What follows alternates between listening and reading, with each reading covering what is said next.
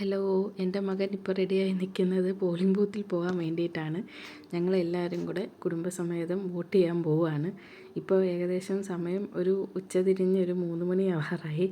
നമ്മളിപ്പോഴാണ് polling ബൂത്തിലോട്ട് പോകുന്നത്.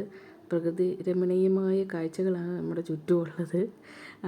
ഈ ഇഷ്ടംമാതിരി മലനിരകളും അതുപോലെ തന്നെ നമ്മുടെ കന്നാരത്തോട്ടത്തിൻ്റെയൊക്കെ നടുക്കൂടെ നമ്മളിപ്പോൾ പോയിക്കൊണ്ടിരിക്കുന്നത് വോട്ട് ചെയ്യാൻ വേണ്ടിയിട്ടാണ്. നമ്മൾ ഈ സമയത്ത് ഇറങ്ങാൻ കാരണം ഉച്ചതിരിഞ്ഞാകുമ്പം ആൾക്കാരുടെ തിരക്കൊക്കെ കുറച്ച് കുറവായിരിക്കുമേ. ആ ഒരു കാരണം കൊണ്ടാണ് നമുക്ക് ഒരുപാട് ക്യൂ നിൽക്കേണ്ടി വരില്ലല്ലോ എന്നൊക്കെ വിചാരിച്ചിട്ടാണ് നമ്മൾ ഈ സമയത്ത് ഇറങ്ങുന്നത്. അപ്പം പോകുന്ന വഴിക്കുള്ള കാഴ്ചകളാണ് ഇതൊക്കെ. ഞങ്ങളെല്ലാവരും ഉണ്ട്. അച്ഛനും അമ്മയും അനിയനും ഞാനും എൻ്റെ മകനും കൂടെയാണ് പോളിംഗ് ബൂത്തിലോട്ട് ഇപ്പോൾ പോവുകയാണ്. ഇത് ഞാൻ പഠിച്ചിരുന്ന സ്കൂളിൽ തന്നെയാണ് കേട്ടോ പോളിംഗ് ബൂത്തായിട്ട് കിട്ടിയിരിക്കുന്നത്. അപ്പം ഇത് ഞങ്ങൾ സ്കൂളിൽ പഠിക്കുന്ന സമയത്ത് പോയിക്കൊണ്ടിരുന്ന വഴികളാണ് ഇതൊക്കെ എന്ന് പറയുന്നത്. ഈ പള്ളി ഇവിടെ പുതുതായിട്ട് പണിതതാണ് കേട്ടോ. ആ പുറകെ കാണുന്ന പള്ളി ഉണ്ടല്ലോ, അതാണ് പണ്ടത്തെ പള്ളി. ഇതിപ്പം പുതിയതായിട്ട് പണിതാണ്. അങ്ങനെ നമ്മൾ ഇവിടെ എത്തിക്കഴിഞ്ഞു. ഇതാണ് നമ്മുടെ പോളിംഗ് ബൂത്ത്.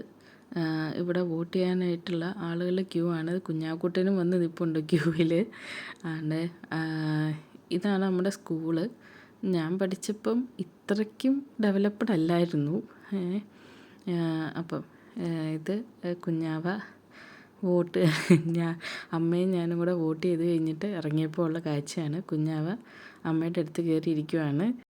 ഇത് വോട്ടിങ്ങിന് വന്ന ആൾക്കാരുടെ വണ്ടികളാണ് കേട്ടോ കിടക്കുന്നത്.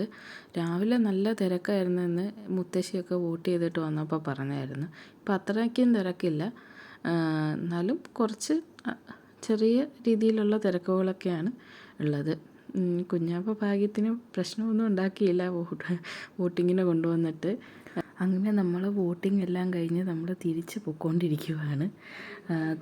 തിരിച്ച് നമ്മുടെ സ്കൂളിൽ നിന്ന് തിരിച്ചു പോകുന്ന കാഴ്ചയാണ് നിങ്ങളിപ്പോൾ കണ്ടുകൊണ്ടിരിക്കുന്നത്. എൻ്റെ സ്കൂളിൽ ഞാൻ ഒരുപാട് നാളുകൾക്ക് ശേഷമാണ് വരുന്നത്. പഠിച്ചിറങ്ങിയതിന് ശേഷം ഞാനങ്ങനെ വന്നിട്ടില്ല. ഒത്തിരി നാളുകൾ കൂടിയിട്ടാണ് അങ്ങനെ സ്കൂളൊന്ന് കാണാനുള്ള യോഗം ഉണ്ടായി വോട്ടിംഗ് വഴി. അങ്ങനെ ഞങ്ങളിപ്പോൾ തിരിച്ച് ഇറങ്ങി. അപ്പോൾ ഞങ്ങൾ തിരിച്ച് വീട്ടിൽ പോയിക്കൊണ്ടിരിക്കുകയാണ്. അപ്പോൾ അത്രേ ഉള്ളൂ. ടാറ്റാ.